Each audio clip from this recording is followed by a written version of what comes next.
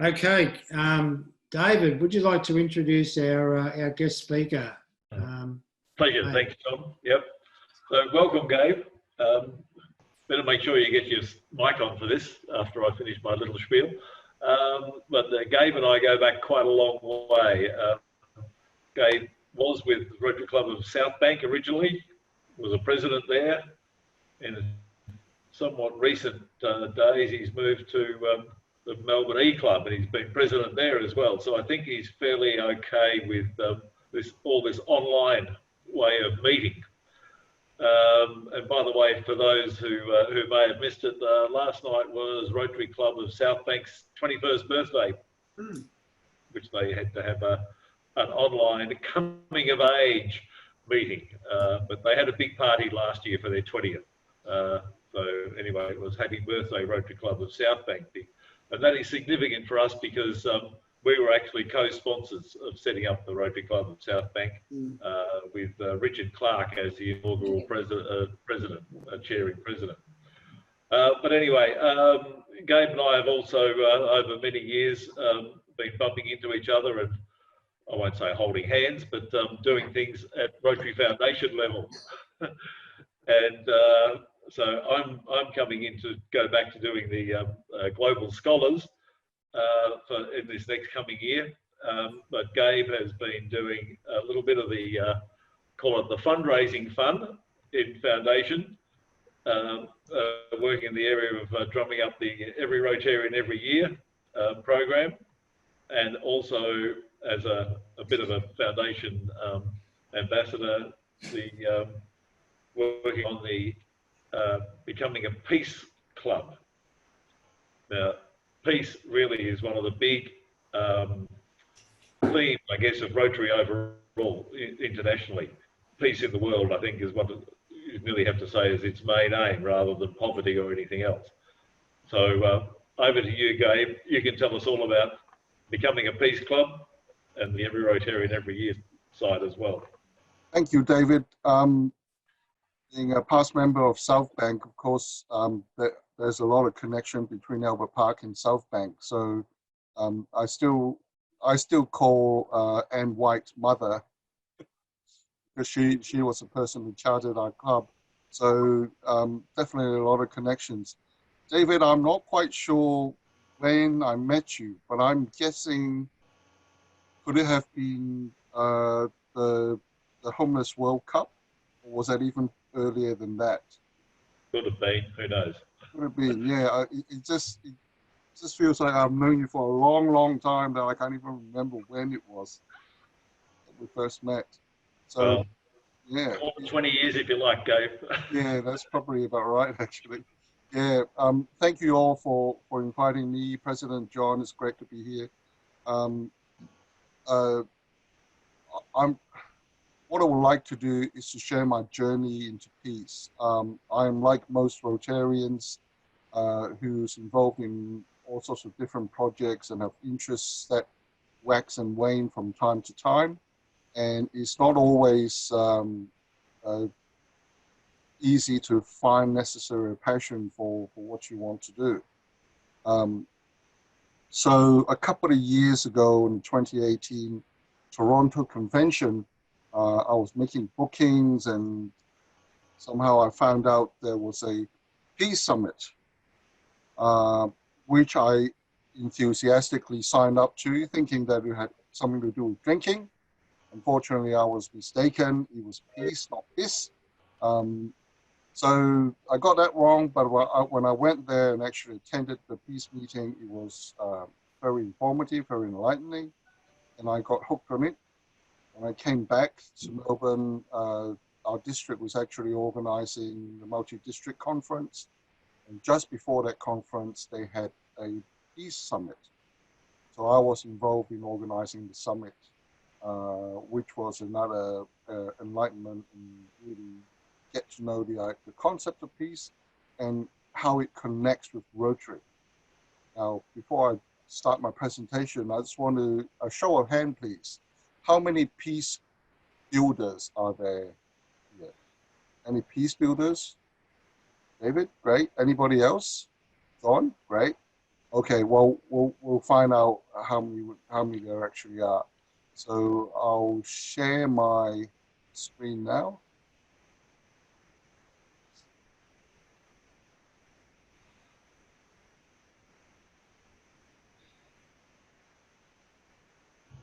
Can you see it? Yep.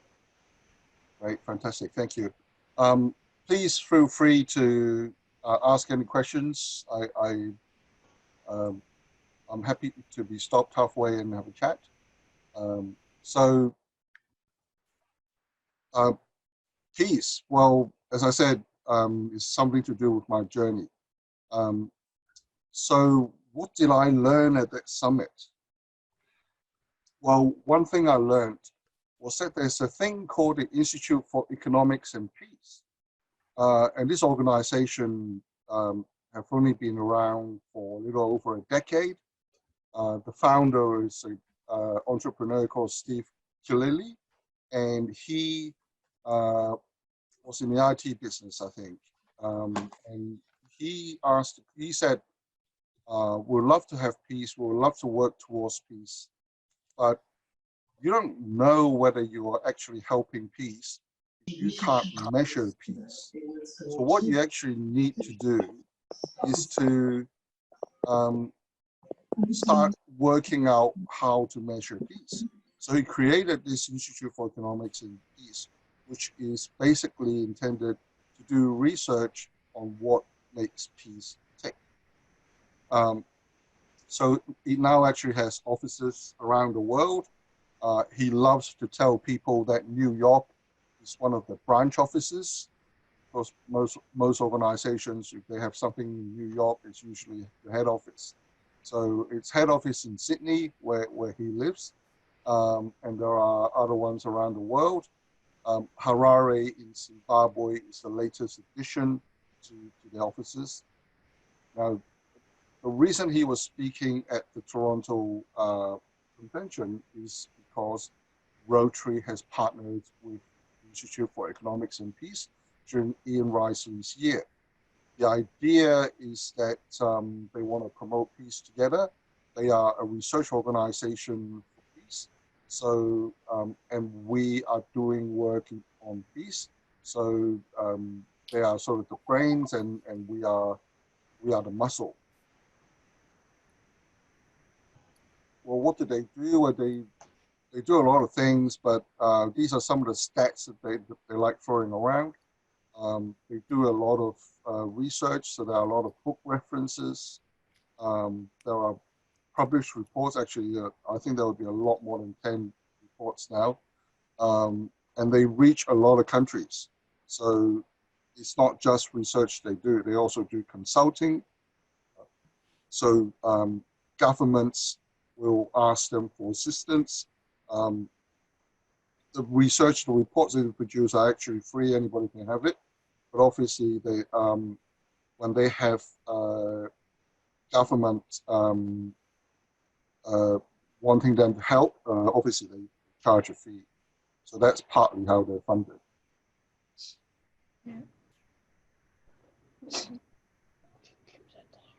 So one of the things that they do is they train IEP ambassadors, of which I'm one. Really, it started off as only Rotary Peace Scholars were eligible to be ambassadors for them. So there's already a connection, a strong connection between them and Rotary.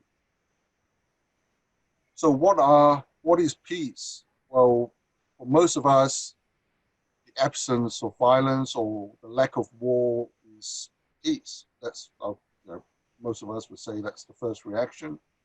If you don't have a war, you're at peace. But there's also something called positive peace, which is the existence of attitudes, institutions, and structures that sustains peace in a community. So one of the main reports that IEP produces every year is the Global Peace Index. And it ranks countries according to relative states of peace. And when we talk about peace, in the Global Peace Index is actually talking about negative peace. So it uses 23 indicators and it weighs it on a scale basis. It's developed by IEP itself and is overseen by a panel of international experts. So what are the indicators? Well, there are three main groups. Domestic and international conflict, so basically wars, different types. 10 measures of societal safety and security, includes refugees. IDPs are internally displaced persons, so refugees within a country. Terrorism, homicide, incarceration rates. Also, actually, the judicial system, policing is also included in this. And then the next group of measures are militarization. So the idea is that even if you don't go to war, you spend a lot of money on the military, you're actually not that peaceful. So if you're not at war and you spend a lot less money on the military, you are a more peaceful country by definition. So the 2019 Global Peace Index, color-coded. As you can see, Australia, New Zealand, Canada are amongst the most peaceful countries in the world. The least peaceful countries, Russia, countries in Africa, Middle East. Yeah. So my geography is not that red hot, so I can't name them all. But one thing to note is that America is not doing that great. It's towards the not peaceful side. And China is sort of around the middle. The gray ones are either the information is not available or for some reason. Any questions on this? Planning. So the highlights, peacefulness has improved only by 0.9%. Doesn't sound like a lot, but actually it's very significant because over the past 13 years, only the world's peacefulness has only been positive 3 times. So it's occurring much more rarely than a deterioration of peacefulness. So 86 countries became more peaceful and 76 less so. And some of the main drivers.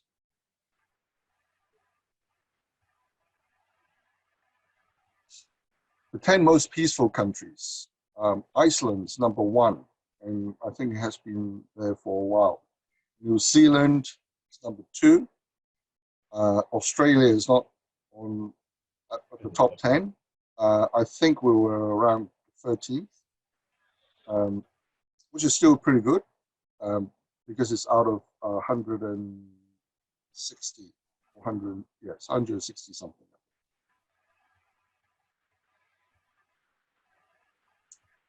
Actually, one more thing. One of the things that they noted about peaceful countries is that they tend to be small island nations with a democratic system. Of course, it's not all cases, but that tends to be the more common factor in more peaceful nations. The least peaceful countries, the data that relates to this index was during the time when Syria's internal conflict stopped. So Syria jumped from the bottom of the rankings to second from the bottom.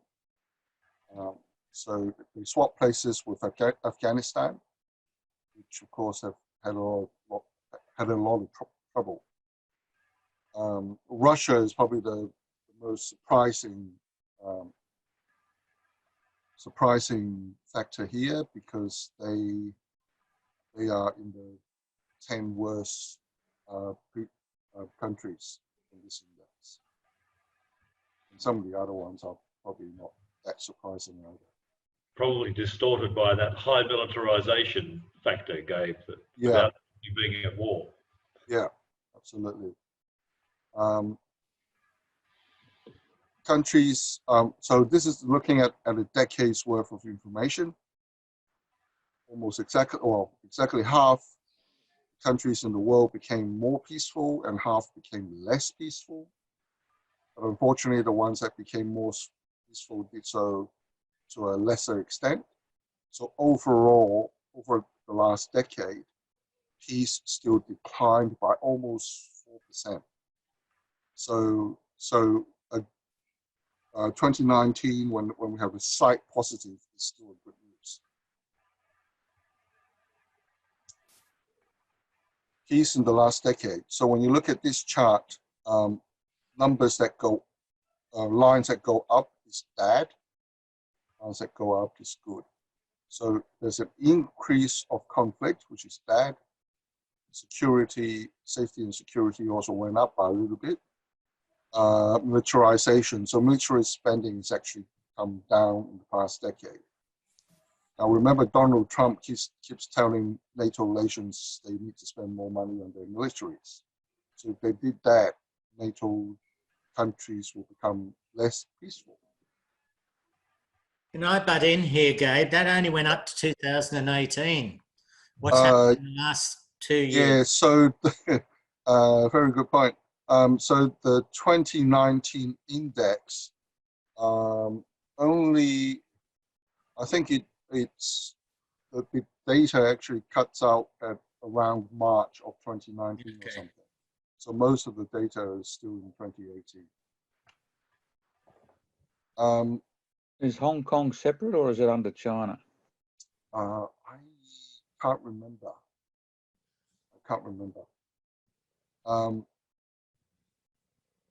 But I would think not, because It's part of China, yeah, it's part of China. Yeah, even though people don't like to think so who live there, or some of them anyway. yeah, and it has been like that for a while now. So It's one nation, two systems. yeah, Well, maybe. well, yeah. Well, we might find out more about them in a year's time or something. Yes. So this is a chat about how safe we feel when we're walking alone. So obviously, in a more peaceful country, you feel safer. In a less peaceful country, you feel less safe. And men always feel safer than women do, for some reason. So this is trying to put a economic value on violence, on wars. The global impact in 2019 is $14.1 trillion US, and that works out to almost 2,000 US per person per year. So if we're able to reduce the violence in the world by 10%, we could save $1.4 trillion. I don't know why 10% of 14.1 trillion is 1.48, but yeah, that's what it says. We could actually do a lot with that money saved. So just by being 10% less violent, we can, for example, fund the education of every child on the planet, and we'll still have a lot of money to do other things.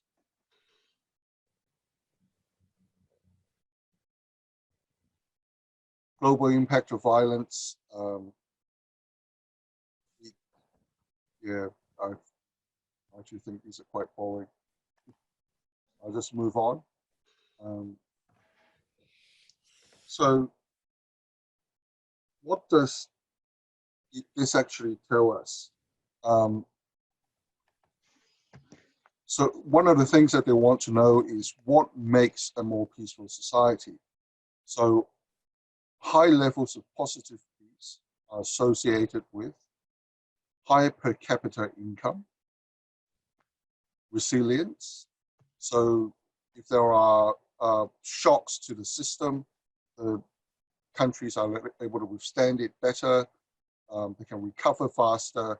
There are less negative impacts on that society. Better environmental outcomes. There are higher GDP growth per capita. So per capita income is high, as well as GDP growth is also high. And also better performance on now sustainable goals as well. So what are the positive peace? What they call pillars of peace. Well, they've identified 8 areas that are interactive, so they are interdependent to each other. And if they are all doing well, then you will have a peaceful society. And these are well-functioning government, equitable distribution of resources, free flow of information, good relations with neighbors, high levels of human capital, acceptance of the rights of others, low levels of corruption, and sound business environment. So that was really exciting for me, because when you look at the 8 pillars of peace, when you think about the foundation's 6 areas of focus, you find that there are actually a lot of similarities, and they work well to complement each other. So the thing that dawned on me is that since 1905 when Rotary started, Rotarians have been doing projects that have been helping to build peace. We are not all negotiators or diplomats or soldiers, but what we do contribute to building peace. And people talk about peacemaking, peacekeeping, and peace building. And I always understood what the first 2 was, but I didn't understand the third one.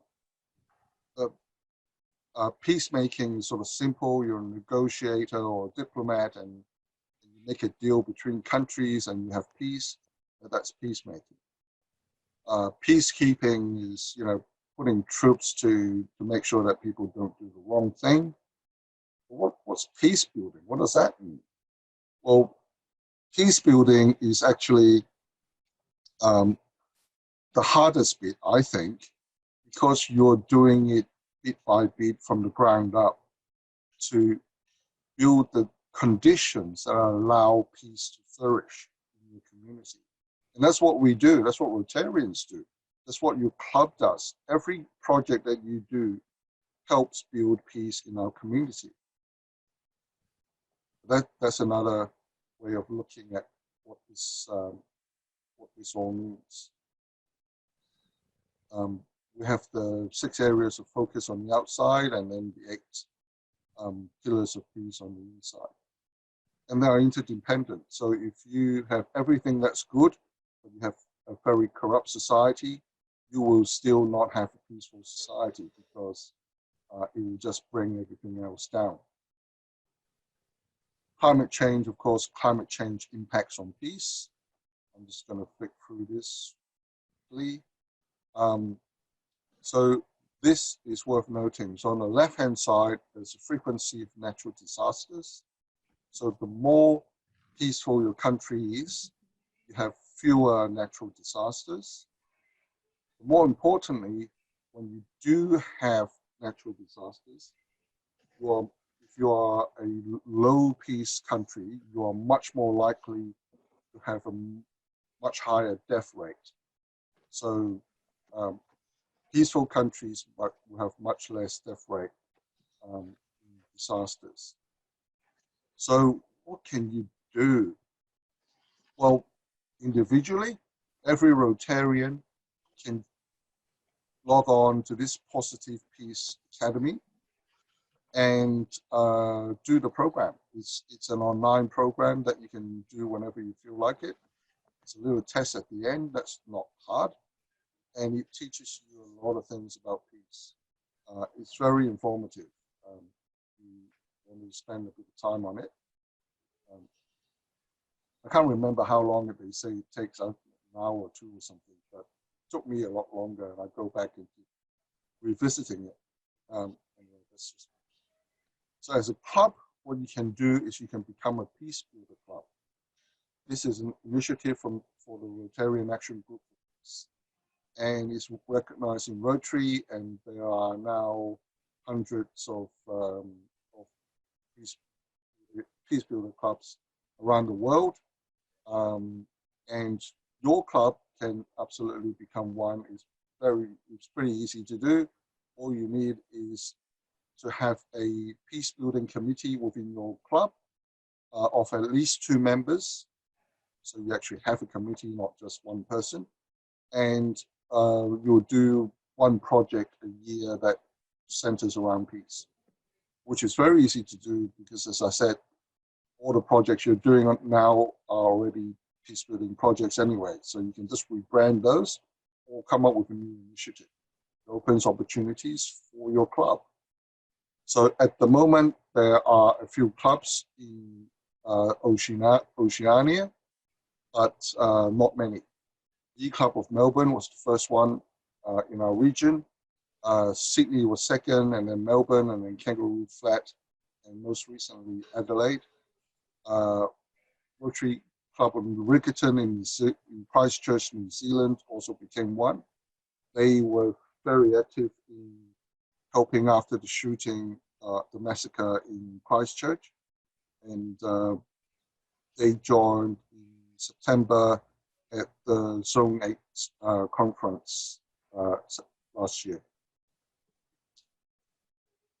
So projects, well, you can engage interact clubs. If you want, you can create and start a new interact club to talk to kids about peace, which is something that they are interested in, not just the environment, but peace as well. We can help you find resources, especially external parties like Australians for Peace. One of the things they've done is they got Michael Lunick to draw them a peace duck as their symbol for peace, and you can use that to promote peace as you see fit. So peace projects, International Day of Peace is on the 21st of September each year, and you can do all sorts of things to remind the world that peace is something that we can work towards. It's not something that we can just hope will happen one day. We can actively be involved, even in a peaceful country like Australia. Hosteling International and all the youth hostels around the world have something called Sleep for Peace every year. It actually has nothing to do with sleep, but it's a way to celebrate peace around the world. And it's a good initiative. Yes, somebody say something? Some photos of what you can do. Another peace projects like Peace Post is a great way to have it as well. If you want to do something a bit more special, you can have a peace workshop in your community. You can invite your local government or local charity groups or just people in your community that's interested in peace. IEPs would be happy to supply you with facilitators. I think at no charge to run these programs. All you have to do is find a venue and do all the organizations. When we can have one, Gabe. Sorry? When we can have a venue. Yeah, when we can have a venue, that's right. Engage with other projects. Like I said before, everything has a peace element to it. You turn your mind to it, there are things we can do. So these are opportunities to get involved.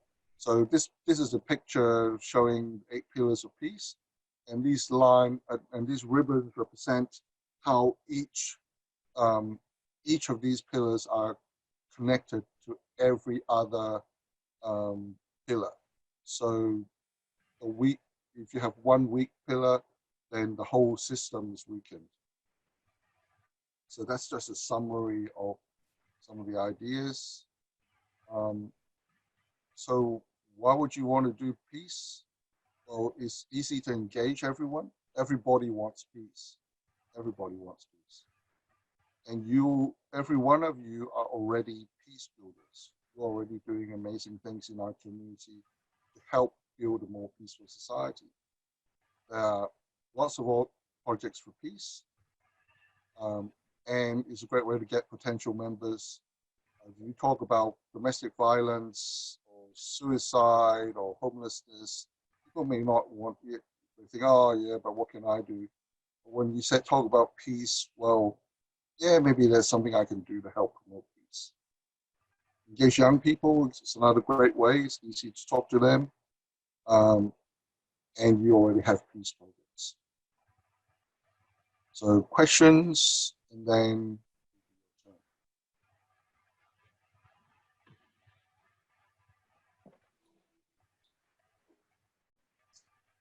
Has anyone got questions for Gabe that they'd like to follow up on anything? Not a question. I actually looked in on the Positive Peace website. Yep. And if you actually look at the criteria, Yep. they list every country, and there's about 13, 15 different criteria they use to measure. So you can click on any country and see where they fall in these different criteria. It's quite interesting if you're a nerd like me. Yeah. The IEP actually now produces, well, every year they produce more than just one index. So there's a global peace index, which is the one I showed you before, Yeah. which is all about negative peace, which is the absence of violence. There's also a positive peace index, which is based on the 8 pillars of peace. And there's always global index I was thinking of, yeah. Yeah, and there's also another one called the terrorism index, which is relatively new, was launched last year. Yeah, and thank you for that. Thank you for looking that up. So I am an IEP ambassador, and it used to be that you only Rotary Peace Fellows were eligible to become IEP ambassador, but now Rotarians or indeed anybody else can join in to become an IEP ambassador. And the idea is to really spread the word about peace, that it's possible, that we can all do something to help build peace, and you're probably already doing it. So thank you, peace builders. Okay, well, thank you, Gabe, for a great presentation. Some interesting, very interesting stuff in there as to what is happening and what we can and can't do. But as you said, we probably are already doing it. One of the things I got very early on in this peace program is that the issue, that the divide between the negative and the positive piece is really around the matter that a lot of wars start because of perceived disadvantage. And a lot of what we do in Rotary, if you look at the 6 areas of focus, is to try to build up or tackle, shall we say, issues of disadvantage in third world countries in particular, to try to build them up. And obviously that has always been our way of going about trying to, I mean, this is Rotary in general, to develop peace in the world. And the whole connection actually came from one of our global grant peace scholars, Charlie Allen, who eventually left the police force, the Victorian Police Force, and joined in with Steve in his institute. And that's how the connection came together in the first place. He's actually the partnership director of IEP. Yeah. So, yeah. And so, and Rotary District 9800 is actually a peace builder district, largely because we've actually had a peace scholar every year since the global grant peace scholarships were inaugurated by the foundation. So we've had a Peace Scholar every year. And that's one thing that we can do, is that we can find a global Peace Scholar, an applicant to apply for it, somebody who's very interested and wants to do the higher education study in peace studies. That's one thing we can do. Cost us absolutely nothing other than finding a suitable person. Yep. And don't think less of it just because it doesn't cost anything. Actually, I think this finding a peace and putting up somebody to be a Peace Scholar is one of the most amazing things you can do as a club. Definitely well worth that as a peace project. And you're absolutely right about us being the only district in the world that has had a Peace Scholar up every year since its inception. But we are a peace. Years now, I think. Yeah, we are a peace builder district because our district donates $25,000 US to the foundation every year for peace projects, and we've done that for a number of years, which is great. So you are a club within a peace builder district, and it would be amazing if you can become a peace builder club to further strengthen that connection. So anyway, as the foundation chair for this coming year, I will certainly be making sure that we have a peace committee operating as part of the foundation committee, which at the moment the foundation committee is a committee of one, me. But I work it in conjunction with our international committee. So I know Albert Park has a lot of committed foundation supporters, and I'm saying hi to Vicky and Stan, and I'm sure that there are others. So you know, it's I think you guys are in a really great position to become a Peace Builder club, and it would be wonderful to have more clubs become Peace Builder clubs, so we can really shout from the rooftop that peace is possible and we can work towards it. Yeah. Anyway, so all right. So thanks again, Gabe. I think if everybody joined with me in giving Gabe. Yeah, thanks, Gabe. Microphones off so he Thank you. Thanks, David. Thanks, Gabe. Just on the Rotary Foundation side, today our club did our annual donation to the foundation. We've contributed $5,000 to the foundation today, so that will go a long way towards many projects around the world, I'm sure, promoting peace. Thank you.